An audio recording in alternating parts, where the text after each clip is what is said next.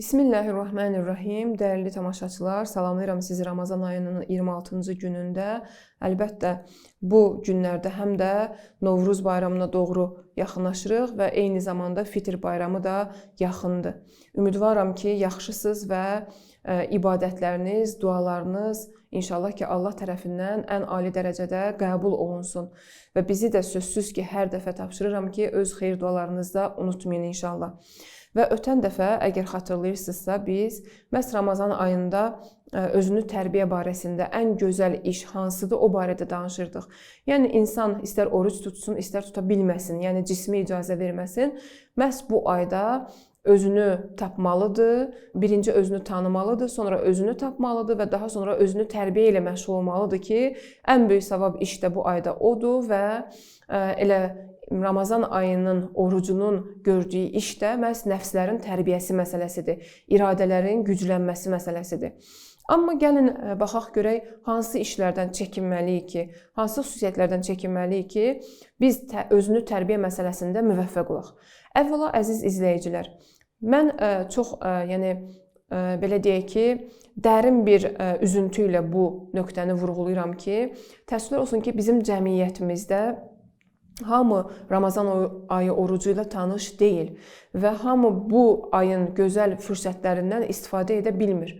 Və çox təəssüf ki, bizim cəmiyyətimizdə, məxsusən Azərbaycan cəmiyyətində, nəinki müsəlmanlar, Azərbaycan cəmiyyətində ki, müraciət edirlər, mən çox görürəm ki, insanlarda məyusluq hissi çoxdur. Yəni, özündən naümidlik hissi çoxdur. Əlbəttə, özünə fəxr etmək, özünlə iftixar etmək yaxşı bir şey deyil, təkəbbürlənmək yaxşı bir şey deyil. Amma insanın Allahdan naümid olması demək olar ki, günahlar içində ən böyük günahdır.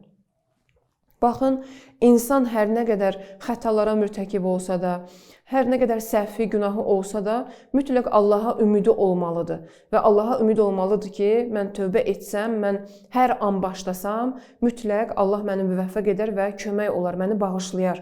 Sözsüz ki, bunu Allah Teala Qurani Kərimdə bizə vədə verir ki, biz tövbə etsək, çirkin işlərdən çəkinsək, Allah da bağışlayandır.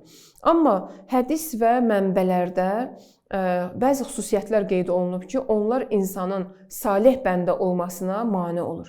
Salih bəndə dedikdə bir çoxları, yəni bəlkə də düşünəcək ki, niyə salih bəndə?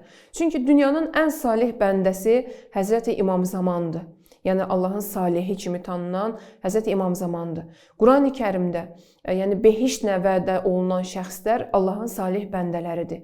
Və biz həmişə dua edəndə, övlad haqqında və yaxud digər barələrdə dua edəndə həmişə salihliyi Allahdan istəyirik və yaxud dua edirik ki, Allah bizə sağlam və salih övladlar nəsib eləsin. Bəs deməli, salihlik yaxşı bir xüsusiyyətdir və bütün yaxşılıqları özündə toplayan şəxsə salih bəndə deyirlər, Allahın salih bəndəsi. Allahın yaxşılıqları özündə toplamış olan bəndəsi nəzərdə tutulur. Hədis və mənbələrdə belə gəlib ki, əgər biz salih bəndə olmaq istəyiriksə, 5 dənə xüsusiyyətdən çəkinməliyik. Bu, özünü tərbiyə ilə bağlıdır. Yəni hədislərdə belə vurğulanıb ki, əgər 5 xüsusiyyət insanlarda olmasaydı, bütün insanlar hamısı salih bəndə olardılar. Yəni Allahın salih bəndəsi olardılar. Yəni o 5 xüsusiyyət hansı xüsusiyyətdirsə, bizə mane olur ki, biz Allahın salih bəndəsi olaq. Birincisi budur ki, cəhalətə qane olmaq. Əgər diqqət edirsinizsə, aramızda hətta bəzən özümüz də belə bir xətaya yol veririk. Məsələn, hər hansı bir istiqamətdə namaz qılırıq, oruç tuturuq, deyirik ki, bəsimdir. Bu qədər bəsimdir. Yəni, istəmirik davamını gedək. Bu qədər öyrənmişəm, bəsimdir. Əhkam öyrənirik, deyirik ki, bu qədər bilirəm, bəsimdir. Və yaxud namazı sadəcə öyrənmişik, bilirik, deyirik, bu qədər bilmək mənə bəsdir. Yəni, öz cəhalətimizdə qane oluruq. Qane olmaq özü yaxşı bir xüsusiyyətdir, amma cəhalətdə qane olmaq yaxşı xüsusiyyət deyil. Çünki bizim dinimiz elə bir dindir ki, sifariş edir ki, beşikdən qəbrə qədər insan öyrənsin və özünü inkişaf etdirsin. Və hər yaşda olursaq olaq, öyrənmək, əməl etmək sözsüz ki, lazım və zəruridir. Bəs deməli, cəhalətdə qane olmaq mane olur ki, biz Allahın salih bəndəsi olaq. İkinci nöqtə budur ki, fəzilətdə simiclik məsələsi. Fəzilətdə simiclik məsələsi.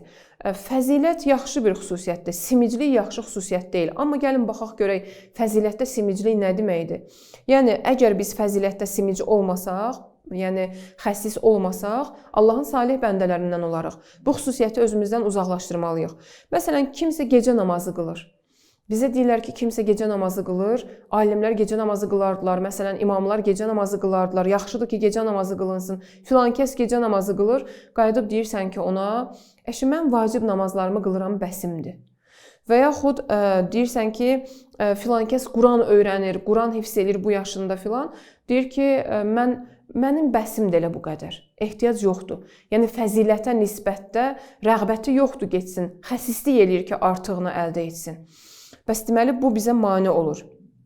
Bəzən də bəzi insanlarla rastlaşırsan ki, əsəbidir, deyirsən ki, biraz əsəblərə hakim ol, biraz özünü idarə elə, deyir ki, yox elə, mən elə əsəbi doğulmuşam, əsəbi də gedəcəm. Hər nə günah eləyir, atır əsəbin boynuna, söyür, atır əsəbin boynuna, təhqir eləyir insanları, atır əsəbin boynuna ki, yox, mən zatən beləyəm, gərək məni dərk eləyəsiniz.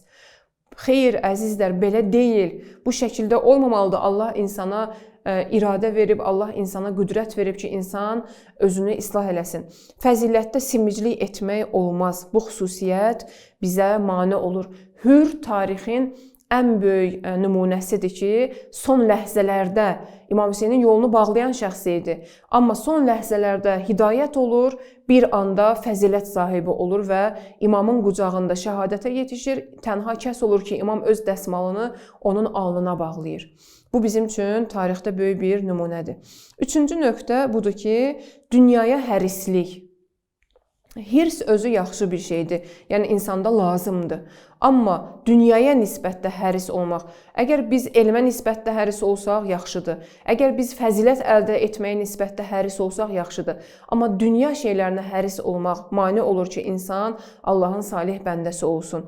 Və Allahın salih bəndəsi olmaq istəyiriksə, dünyaya nisbətdə hərisliyin qarşısını almalıyıq. Yəni, doymur, insanın gözü doymur, hey, dünya zərzibaları ilə oynayır, hər nə qədər olursa artığını istəyir, daha çox artığını istəyir və daha dünya işlərindən daha çox məşğul olmağa başlayır. Bu da insana mane olur.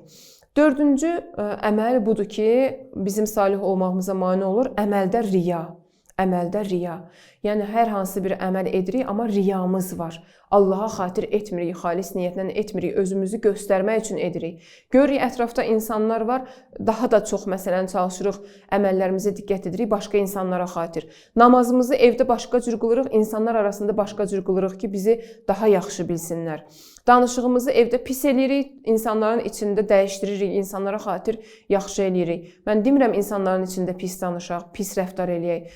Lakin xəlvətdə də olanda çalışaq ki, əməllərimizə diqqət edək və çalışaq ki, istər insanların arasında, istər tənhalıqda olanda əməllərimiz yalnız və yalnız Allahın razılığı üçün olsun. Nəinki insanları qəlbinə ələ almaq üçün, insanların rəğbətini qazanmaq üçün. Beşinci əməl isə özünü bəyənmək və öz rəyini hamının rəyindən üstün bilmək, öz fikrini hamının fikrindən üstün bilmək. Bəzi insanlarla bəzən rastlaşırıq, hətta səhv sözlə desə elə danışır, elə iddialar eləyir ki, yox, mənim rəyimdir, mənim fikrimdir, ancaq mənim fikrim düzdür. Ancaq mən düz deyirəm, ancaq mən. Bu şeylər sözsüz ki, insanın salih bəndə olmağına mane olur. Öz rəyini hamıdan üstün bilmək, öz fikirlərini bəyənmək, ancaq başqalarının fikrini bilib-bilmədən təkzib etmək, inkar etmək, yəni dinləmə qabiliyyəti olmur bəzən bu kimi insanlarda, ancaq öz fikrini aşılamağa çalışır cəmiyyətə və heç kəsi də dinləmək istəmir bu barədə.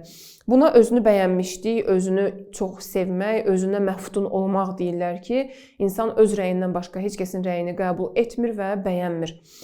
Bəli, əzizlər, bu 5 xüsusiyyət hədislərə əsasən bütün insanlara mane olur ki, onlar salih bəndə olsun. Və hədislərdə gəlib ki, əgər bu 5 xüsusiyyət insanlarda olmasaydı, onların hamısı salih bəndələr olardı. Çalışaq ki, bu 5 xüsusiyyəti özümüz üçün dəftərimizdə qeyd edək və bunları özümüzdə varsa imtahan edək, maraqlanaq, təhqiq edək ki, bizdə bunlar var yoxsa yoxdur. Məsələn, Ramazan ayında qərara alaq ki, biz bu xüsusiyyətləri özümüzdən dəf edək və özümüzdən uzaqlaşdıraq inşallah ki, Allahın salih bəndələri cərgəsində olaq bizdə. Sizi Allaha əmanət edirəm. Gələn günlərdə görüşmək ümidi ilə sağ olun, hələlik.